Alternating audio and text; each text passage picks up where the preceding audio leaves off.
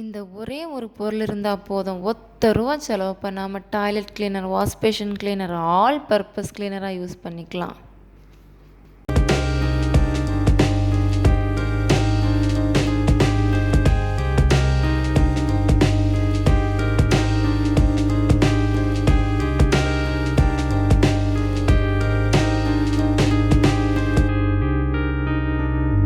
வணக்கம் உறவுகளே, எல்லாரும் நல்லா இருக்கிறீங்களா? இன்றைக்கி நம்ம பதிவில் என்ன பார்க்க போகிறோம் அப்படின்னா, நம்ம எல்லாருக்குமே ஒரு பெரிய பிரச்சனையாக இருக்கிறது இந்த டாய்லெட் கிளீனர், அப்புறமா வாஷ் பேஷன் கிளீனர்.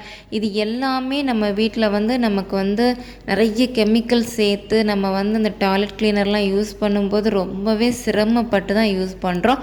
அந்த அளவுக்கு நமக்கு டாய்லெட் கிளீனர்லாம் நமக்கு ஒரு கெமிக்கல் கலந்த ஒரு கிளீனர் பிரச்சனையாக இருக்குது. அப்படிப்பட்ட கிளீனர்லேருந்து வெளியில் நமக்கு இயற்கையாக எந்த விதமான கெமிக்கலும் இல்லாமல், அதுவும் காசு கூட செலவு பண்ணாமல் நம்ம வீட்டில் இருக்கிற காய்கறி கழிவுகளை கொண்டே ரொம்ப ரொம்ப அற்புதமாக டாய்லெட் கிளீனர் மட்டும் இல்லை, வாஷ் பேஷன் கிளீனர் அது மட்டும் இல்லை, கேஸ் ஸ்டவ் க்ளீன் பண்ணுறது, எவ்வளவோ விதமான மல்டிபர்பஸ் கிளீனருக்கு யூஸ் பண்ணக்கூடிய ரொம்ப அருமையான கிளீனர்.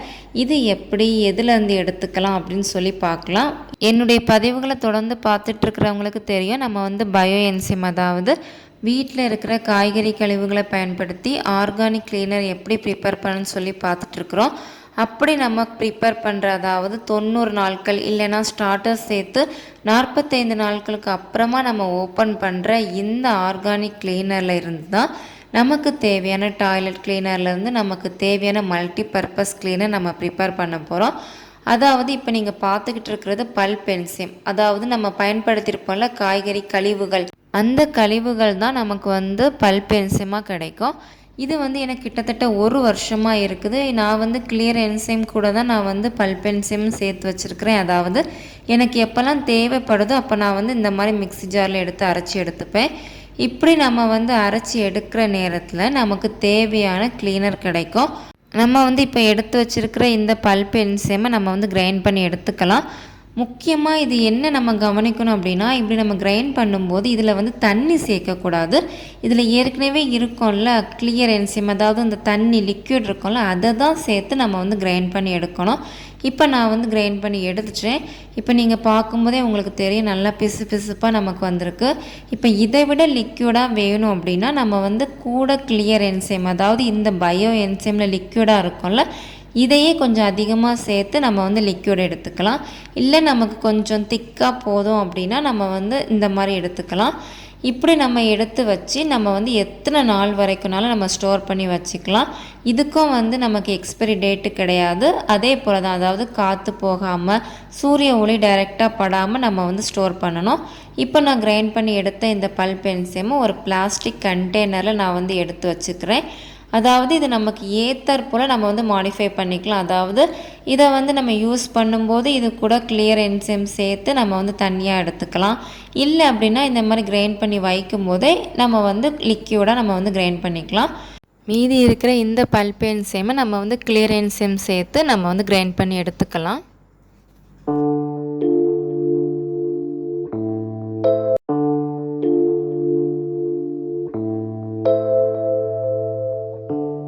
இப்போ நீங்கள் பார்த்துட்டு இருக்கிறீங்களா, இதுதான் பல்ப் என்சைம். அதாவது நம்ம பயன்படுத்தின காய்கறி கழிவுகளை நம்ம அதிலே இருக்கிற அந்த கிளியர் என்சைம் சேர்த்து நம்ம கிரைண்ட் பண்ணி வச்சுருக்குறோம்.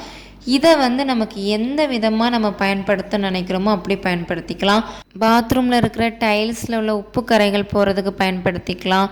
அது மட்டும் இல்லை, நம்ம டிஷ் வாஷ் பண்ணும்போது பாத்திரங்கள் கழுவுறதுக்கு பயன்படுத்திக்கலாம். பொதுவாக நம்ம பயன்படுத்திட்டு இருக்கிற டாய்லெட் கிளீனர்னால எவ்வளவு பாதிப்புகள் வருதுன்னு சொல்லி எல்லாருக்குமே தெரியும். இப்படி நம்ம ஆர்கானிக் கிளீனரை பயன்படுத்தும் போது நம்மளும் சரி, இயற்கைக்கும் எந்த விதமான பாதிப்புகளும் இல்லாமல் ரொம்பவே ஆரோக்கியமாக வாழலாம். கிளியர் என்சைமாக இருந்தால் கெட்டு போகாது, எத்தனை வருஷனாலும் இருக்கும். ஆனால் இந்த பல்ப் என்சைம் சீக்கிரமாக கெட்டு போயிடுமா அப்படின்னு யாருக்கா சந்தேகம் இருந்தால் அதுவும் கெட்டு போகாது. ஏன்னா நம்ம இந்த பல்ப் என்சைமை கிரைண்ட் பண்ணுறதுக்கு இது கூட நம்ம கிளியர் என்சைமை தான் சேர்த்துருக்குறோம். பொதுவாகவே பயோ என்சைம், அதாவது இந்த வினிகர் நமக்கு ப்ரிசர்வேட்டிவாக இருக்கும். எக்ஸ்பைரி டேட்டே இதுக்கு கிடையாது. ஸோ இதுவும் கெட்டு போகாது, எத்தனை வருஷம் ஆனாலும் கெட்டு போகாமல் நமக்கு லைஃப் லாங் நம்ம யூஸ் பண்ணுற போல் இருக்கும்.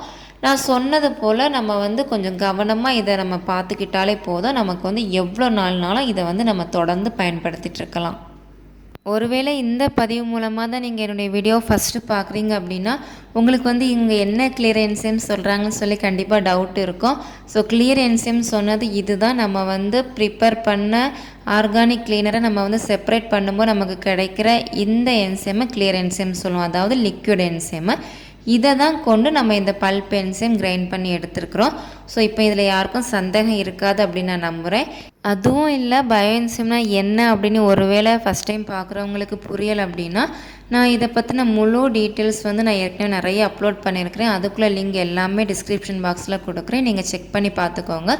இன்னும் பயோஎன்சைம் ப்ரிப்பேர் பண்ணாதவங்க நீங்களே வீட்டில் ப்ரிப்பேர் பண்ணி இப்படி ஆர்கானிக் கிளீனரை உங்கள் வீட்டில் பயன்படுத்திக்கோங்க.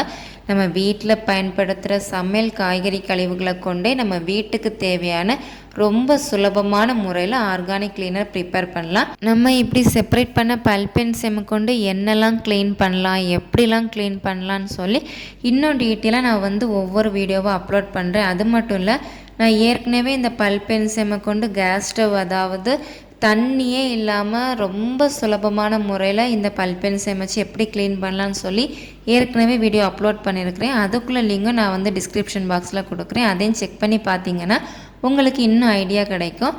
அது மட்டும் இல்லை, இந்த டைல்ஸ் தரைகளை க்ளீன் பண்ணுறது கூட நான் வந்து அப்லோட் பண்ணியிருக்கிறேன். ஸோ இது வந்து ரொம்ப யூஸ்ஃபுல்லாக இருக்கும். உங்களுக்கும் இந்த பதிவு வந்து பயனுள்ளதாக இருக்கும் அப்படின்னு நான் நம்புகிறேன். அடுத்தது இது போல் பயனுள்ள பதிவில் உங்களை சந்திக்கிறேன். நன்றி உறவுகளே.